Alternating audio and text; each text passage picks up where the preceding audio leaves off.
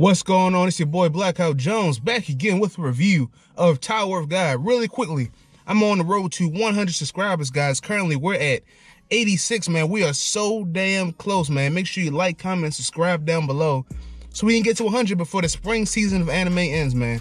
Let's get into this review. Okay, so first of all, this was the last or the final episode of season 1 for Tower of God, and it delivered, man. It delivered. It really tied up because, you know, we still had a lot of questions up until this episode, and, you know, mainly questions about Rachel and why she was doing the things that she was doing, and the fact that she could, you know, she was walking, you know, she pushed Bam off the ledge in the last episode. So I had a lot of questions, you know, a lot of things needed to be answered, and luckily, you know, we got a nice little recap episode. You know, for real, they could have made this episode 1 hour long, but they did a good job in the 30 minutes of recapping everything that's going forward ahead, you know, because really, this is the beginning of a new chapter for the series. And when I say a new chapter in the series, I mean a new chapter as far as though Bam is going to be moving forward without his gang, you know, no Coon, no Rack, you know, all the characters that we've grown to know and love going forward. And Rachel has now taken Bam's place, essentially. I mean, is the new group gonna really fuck with Rachel like that?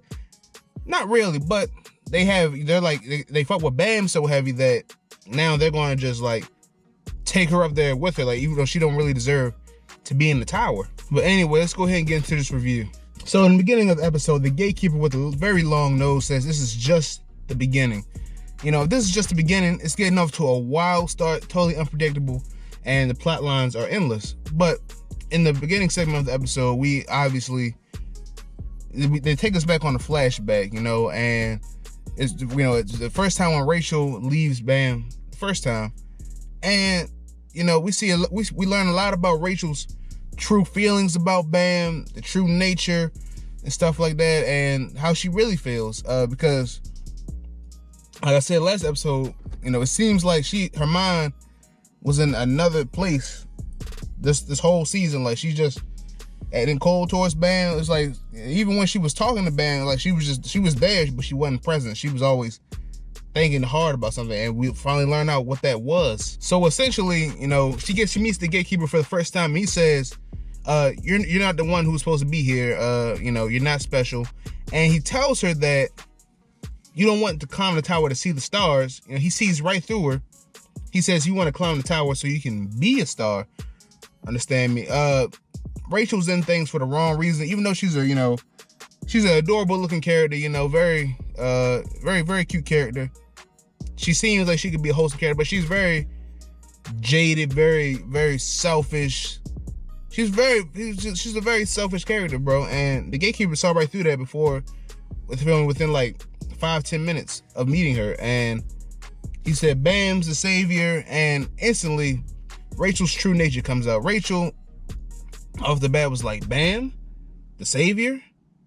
Bam's the nobody, essentially what she said. And then, you know, she's a snake, basically. You know, as I was watching the show, man, I'm like, yo, this is the most we've seen Rachel talk all season.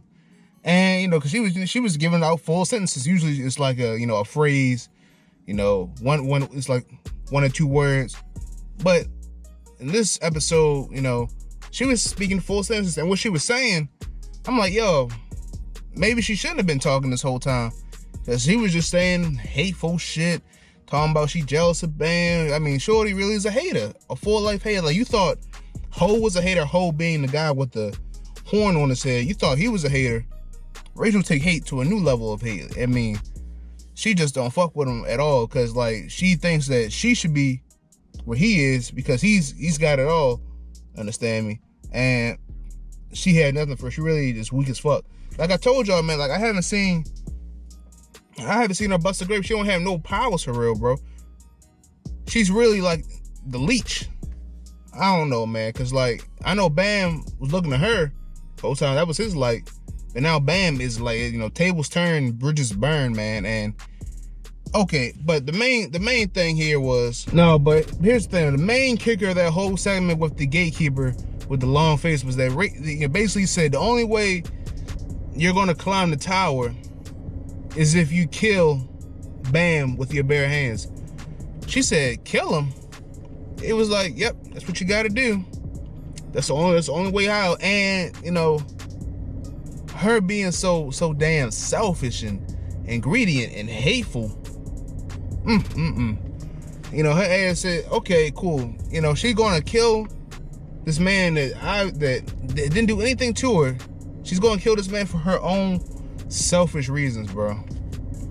That's crazy, man. It be your own friends, bro, hating on you. But so she accepts this from the gatekeeper, and basically the whole season she's just been plotting to kill this man, you know, find the right time. Granted, she didn't want to kill him because that's not in her to kill somebody for real. That's not her nature. She's not like a killer. She's just selfish, and she showed. It's weird because they kind of showed her having remorse for what she was going to do, because she told, you know, Bam, run, you know, get away from him. You know, he always says she's saying sorry to him. Maybe because she felt pity for him, but she also had a large hate for him. So it was literally a love-hate relationship, and we could see that. We saw that Bam was pouring his love into her, but he wasn't getting it back. And that's why I said Rachel does not deserve Bam in my last review. So she gets spit out the whale, right, or the dolphin. No, it was a whale. And they're like, where's Bam at? Like, what happened to him? She said, we got attacked by the bull. And Rack is just like, where is he? And then I like how it just fade to black. And like she said, oh hell no, I'm getting out of here. Like, don't ask me no questions. But moving on, and then it panned to her in her room. You know, she's walking around and shit. Everybody thinks she's still paralyzed. They already agreed to the fact that they would, you know, take her up the tower on the strength of Bam. And, you know, she's just looking out the window and she does this evil laugh.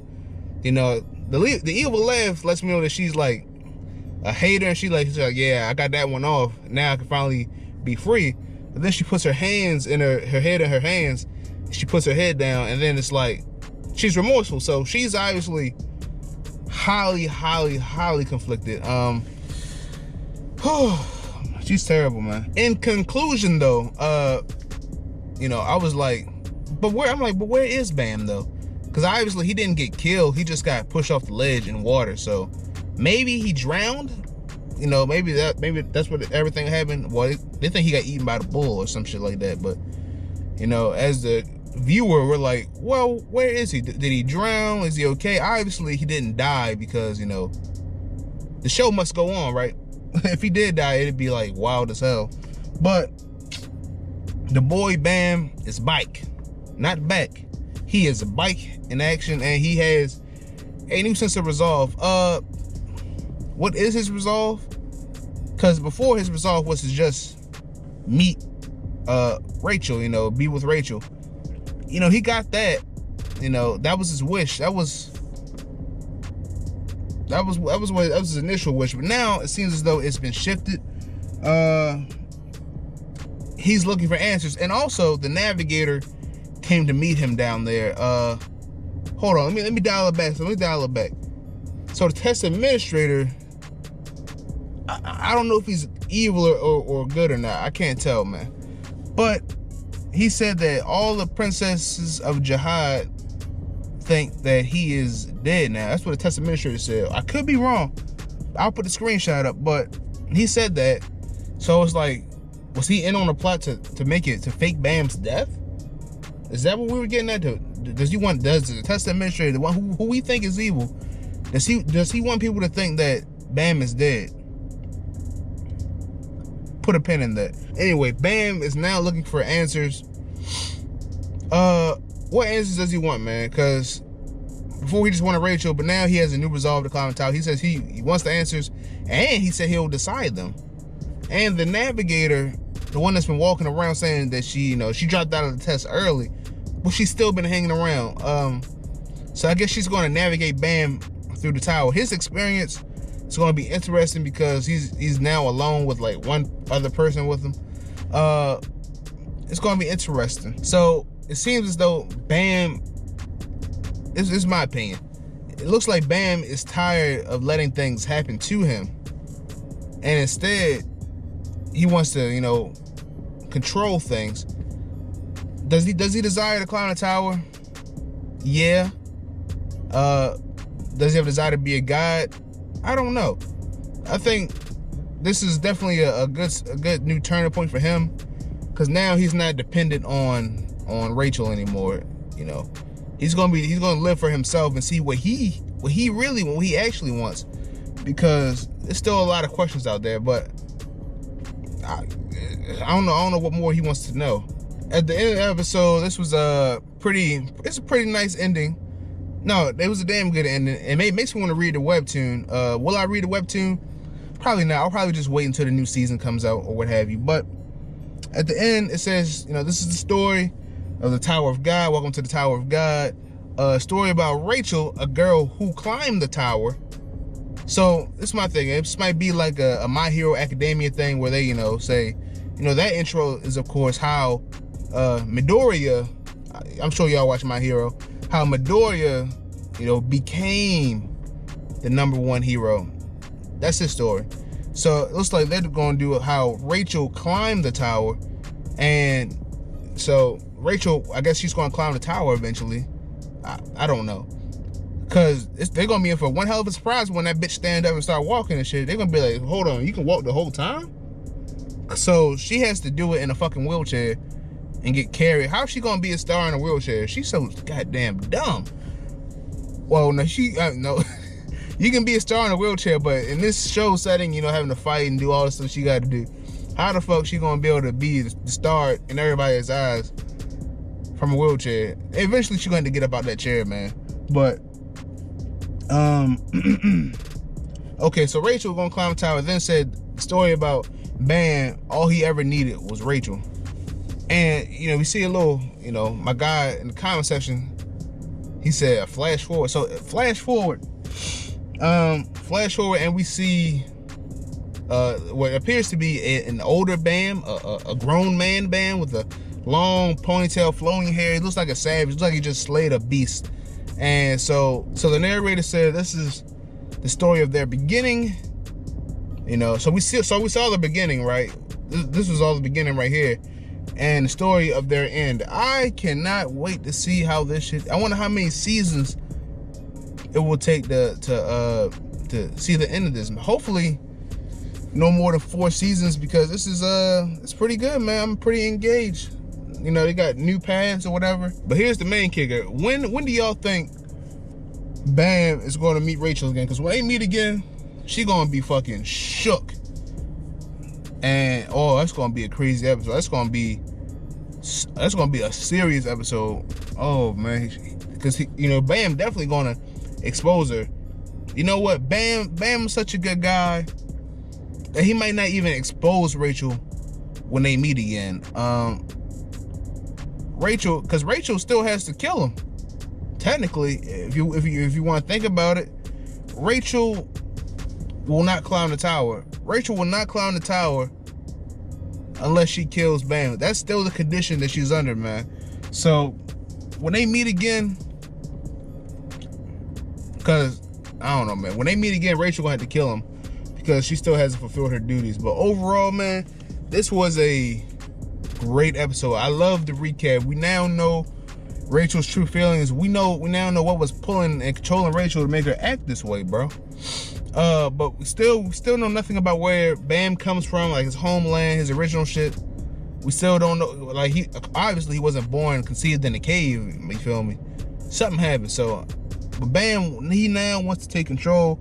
He wants to find the answers and he wants to decide the answers. No more is he being a victim, man. He now is turning. He's bossing up because he has the power that everybody wants. He knows he has the power, and it's the makings of a good show, man. Crunchyroll original, very well animated. Crunchyroll Studios is doing a damn good job, because they had one Crunchyroll original before. It was some weird, like some Teen Titan type shit. It was weird looking. I did not watch it. I didn't watch it. But this is a good show, man. I really fuck with it. But this is your boy Blackout Jones signing off. Make sure you stay corona free, stay sucker free. Have a blessed day. Check out my Love is War review on Saturday. Make sure you like, comment, and subscribe, man. Like I said, I'm only about 14 subs away from 100, man. Let's make it happen, man. I know we can do it. But yeah, take it easy, man.